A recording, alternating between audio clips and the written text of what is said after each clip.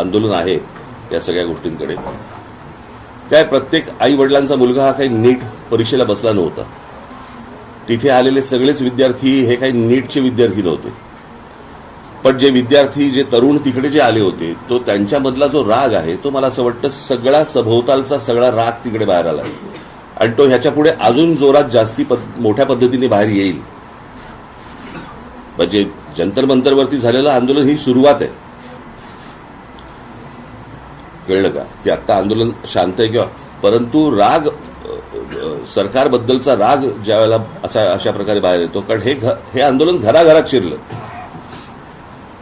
ज्या वेळेला त्या तरुणांना ज्या विद्यार्थ्यांना मारलं बरं का आणि प्रत्येक आई वडिलांना असं वाटलं प्रत्येक आजोबा आजींना असं वाटलं की बाबा माझ्या पोराला मारलं हे का मारतायत मुलांना. खरं तर ते शांतपणे आंदोलन सगळं सुरू होतं. सरकारने या सगळ्या गोष्टींची सुरुवात केली आणि मला एवढंच फक्त म्हणायचं हे भाजपमधलंच अंतर्गत हे भांडण आहे आणि त्याच गोष्टी आता सगळ्या चव्हाट्यावरती येत आहेत. काल बैठक घेतली पदाधिकाऱ्यांची एसआयआरच्या मुद्द्यावर पण चर्चा झाली. मी तुम्हाला आता तुम्ही आता हा प्रश्न विचारत मी येतो त्याच्याकडे. शिक्षणाच्या बाबतीत मला काल अनेक विद्यार्थी मला काल येऊन भेटले. मला हाच नाशिकमधला पॅटर्न हा संपूर्ण महाराष्ट्रभर चालू असेल. प्रश्न असा आहे की दगडांवरचे ठसे घेऊन त्यांचं आधार कार्ड चेक करण्यापेक्षा मला असं वाटतं चंद्रकांत पाटलांनी या विद्यार्थ्यांकडे जास्ती लक्ष दिलं पाहिजे. मला ही गोष्टच नाही समजली की 10वी पास झाल्यावरती पहिल्यांदा क्लासमध्ये ऍडमिशन घ्यायची आणि क्लासमध्ये ऍडमिशन घेतल्यानंतर क्लास सांगणार की कोणत्या कॉलेजमध्ये ऍडमिशन घ्यायची. आज ते विद्यार्थी कॉलेजला न जाता 8-8 तास त्या क्लासमध्ये जाऊन बसतायत आणि तिकडे शिकतायत. मग कॉलेज काय करतंय? कोचिंग क्लासेसवरती निर्बंध आणायचा आपला मसुदा गेले 24 वर्षापासून पेंडिंग आहे. तयार आहे मात्र नाही कोचिंग क्लासेस बंदच. ह्या सगळ्या कोचिंग क्लासेस सगळेच काय वाईट असतात अशाला भाग नाहीये. परंतु आता जे काही धंदा म्हणून जे आलेले आहेत मग आता नीटचा पेपर देखील यांच्याचकडनं फुटला ना. याच कोचिंग क्लासवाल्यांकडनं फुटला ना.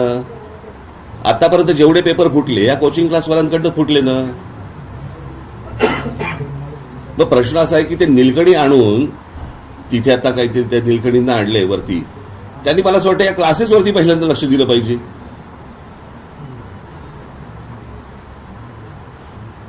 क्लासेस ठरवणार की विद्यार्थ्यांनी कोणत्या कॉलेजमध्ये जायचं हे कुठची शिक्षण पद्धत. चंद्रकांत पाटलांनी याच्यामध्ये लक्ष घातलं पाहिजे. मुख्यमंत्र्यांनी याच्यामध्ये लक्ष घातलं पाहिजे. विद्यार्थ्यांचे हाल होत आहेत. कॉलेजमधली फी किती? 20,000 रुपये आणि क्लासमधली फी किती? 1,40,000 रुपये.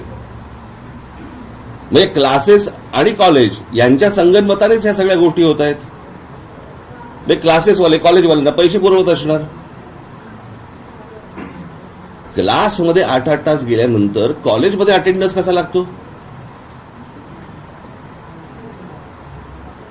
या अशा प्रकारची भिकार शिक्षण परिस्थिती शिक्षणाची असताना त्याच्यानंतर तुम्ही म्हणायचं की विद्यार्थ्यांनी चिडायचं नाही, तरुणांनी चिडायचं नाही. म्हणजे काय?